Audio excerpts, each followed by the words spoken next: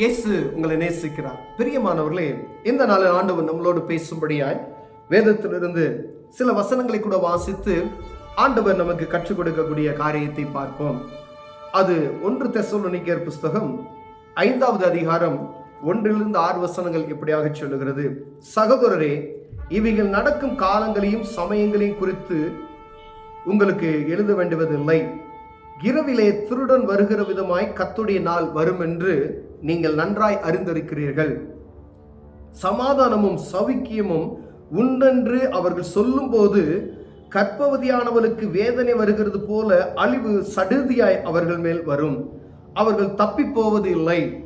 சகோதரரே, அந்த நாள் திருடனைப் போல உங்களை பிடித்து கொள்ளத்தக்கதாக நீங்கள் அந்தகாரத்தில் இருக்கிறவர்கள் அல்லவே. நீங்கள் எல்லோரும் வெளிச்சத்தின் பிள்ளைகளும் பகலின் பிள்ளைகளுமாய் இருக்கிறீர்கள். நாம் இரவுக்கும் இருளுக்கும் உள்ளவர் அல்லவே. ஆகையால் மற்றவர்கள் தூங்குகிறது போல தூங்காமல் விழித்து கொண்டு தெளிந்தவர்களாய் இருக்க கடவும்.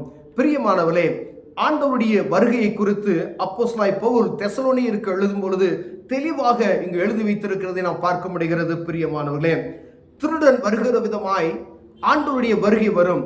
திருடன் இப்பதான் வந்து வீட்டை கொள்ளையடிப்பான்னு சொல்லி யாருக்கு தெரியாது. எந்த நேரத்தில் என்ன நடக்கும் அப்படின்னு சொல்ல முடியாது. பாருங்க, உதாரணத்துக்கு ஆண்டவர் எழுதி வைத்திருக்கிற இந்த வார்த்தைகள் கொள்ளைக்காரன் எந்த நேரத்தில் கொள்ளையடிக்கிறான் அப்படின்னு யாருக்குமே சொல்ல முடியாது. சடுதியா இது நடக்கிறது, திடீர்னு ஒரு காரியம் நடக்கிறது. பார்த்தீங்களா, அதே போலதான் இந்த உதாரணத்துக்கு இப்படி வரும் அப்படின்னு சொல்லி நம்ம எதிர்பாராத நேரத்தில் இருக்கும் அப்படின்னு சொல்லி. அதே போல இன்னொரு உதாரணம் கொடுத்திருக்கிறது. கர்ப்பவதியானவளுக்கு வேதனை எப்போ வரும்னு சொல்லி தெரியாது.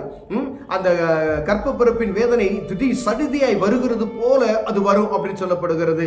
அந்த உதாரணங்களுக்கு இப்படி சொல்லப்படுகிறது. எப்ப அப்படின்றது யாருக்கு தெரியாது, கடவுளுக்கு மாத்திரம்தான் தெரியும்.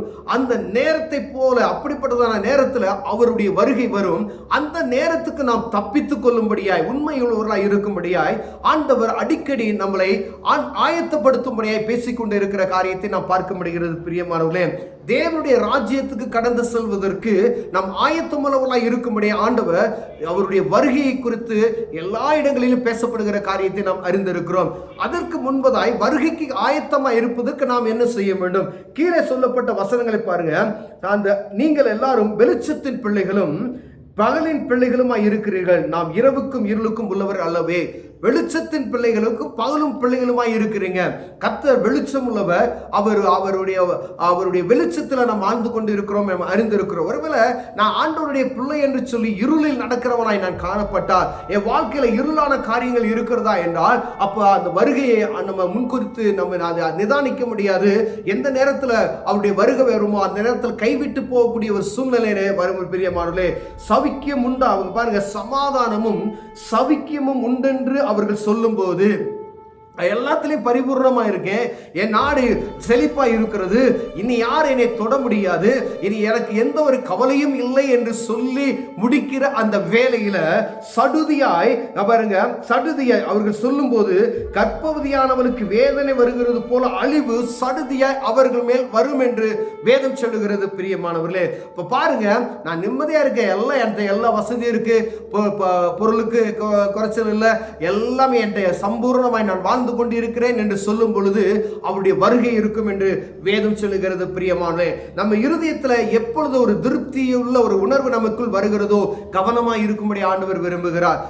எப்படி என்ன எதுல திருப்தியா இருக்கிறேன்? ஆவிக்குரிய வாழ்க்கையில நான் ஆண்டவரோடு நான் நல்ல ஒப்புரவாய் இருக்கிறேன், எனக்கும் ஆண்டவருக்கு நல்ல ஒப்புரவு இருக்கிறது, ஆலயத்துக்கு கடந்து செல்லுகிறேன், நான் நல்லா வருகிறேன், ஏழைகளை போசிக்கிறேன் அப்படின்னு சொல்லுகிற ஒரு திருப்தியுள்ள ஒரு உணர்வு நமக்கு வரும் பொழுது கவனமாய் இருக்க வேண்டும். பிரியமான, ஏன்னா சவிக்கியம் இருக்கிறது அவர்கள் நினைக்கும் பொழுதே, சமாதானமும் சவிக்கியம் இருக்கிறது என்று சொல்லும் பொழுது, கர்ப்பவதியானவளுக்கு வேதனை வரும் பொழுது எப்படி வருமோ அதே போல அழிவு சடுதி அவர்கள் மேல் வரும் என்று வேதம் தெளிவாக சொல்லப்பட்டு இருக்கிறது. எப்ப நமக்கு திருப்தியுள்ள ஒரு உணர்வு நமக்குள்ள காணப்படுகிறதோ, நம்மை ஆண்டவர் சமூகத்தில் ஒரு உட்கார்ந்து நம் சீர்தூக்கி பார்க்கும்படி அழைக்கப்படுகிறோம். இது கடைசி காலத்தில் நாம் வாழ்ந்து கொண்டு இருக்கிறோம். பிரியமானவர்களே, எந்த நேரத்தில் என்ன நடக்கும் தெரியாது.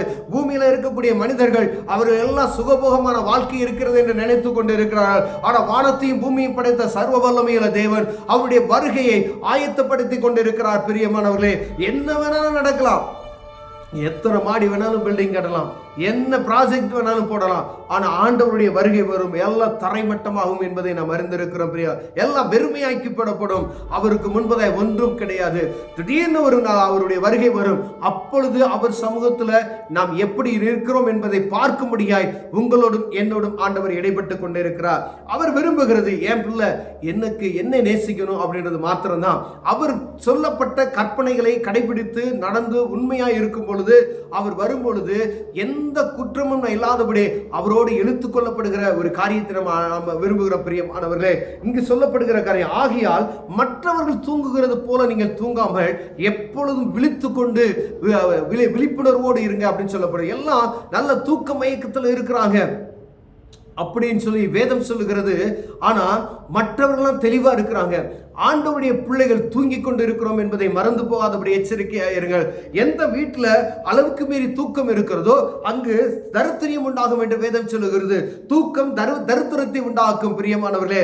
அங்க தூக்கம் அளவுக்கு மீறி, அதாவது ஒரு டிசிப்ளின் இல்லாத ஒரு வாழ்க்கை, ஒரு வாழ்க்கையில கரெக்டா இத்தனை மணிக்கு தூங்கணும், இத்தனை மணிக்கு எந்திரிக்கணும்ன்ற ஒரு கட்டுப்பாடு அற்ற ஒரு காரியம் வீட்டில் நடக்குதுன்னா அப்ப கவனமா இருக்கணும். இத்தனை மணிக்கு படுத்துதா இத்தனை மணிக்கு எந்திரிச்சிருவோம் அப்படின்ற ஒரு காரியம் நமக்குள்ள இருக்கணும்.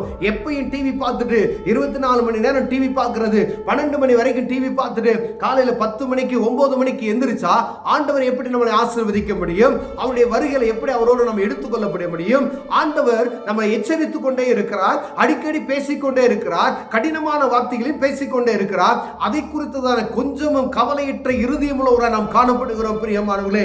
கர்த்தரை குறித்ததான பயம் சிறிதளவு நம்ம உள்ளத்துல இருக்குமேனால் ஆண்டவர் இங்கே எழுதி வைத்திருக்கிற இந்த வார்த்தைக்கு நம் இருதயம் நடுங்கும் பிரியமானவர்களே. திருடனை போல வருகை வரும் என்று வேதம் சொல்லுகிறது. அவர் வருகைக்கு ஆயத்தமுள்ளவர்களாக இருக்கிறோமா இல்லையா என்று இப்ப நம்ம பார்த்தோம் அப்படின்னு சொன்னா எந்த விதத்திலையும் நம்ம ரைட்டா நம்ம நிற்க மாட்டோம் பெரியம்மா. ஏதாவது ஒரு தவறு செய்திருப்போம். அவர் வரும்பொழுது குற்றமற்றவர்களாய் நிற்கும் பொழுது ஆண்டவர் அவரோடு நம்ம அழைத்து கொண்டு சொல்லிவிட. ஒருவேளை கைவிடப்பட்ட ஒரு சூழ்நிலை வந்தால் அடுத்து வேதனை அதிகமான வேதனை இருக்கிற இடத்துக்கு நாம் அழைத்து செல்லப்படுவோம் பிரியமானவர்களே. இங்க தூங்குகிறவர்களே ஆகையால் மற்றவர்கள் தூங்குகிறது போல தூங்காமல் விழித்து கொண்டு தெளிந்தவர்களாய் இருக்க கடவும் என்று வேதம் சொல்லுகிறது.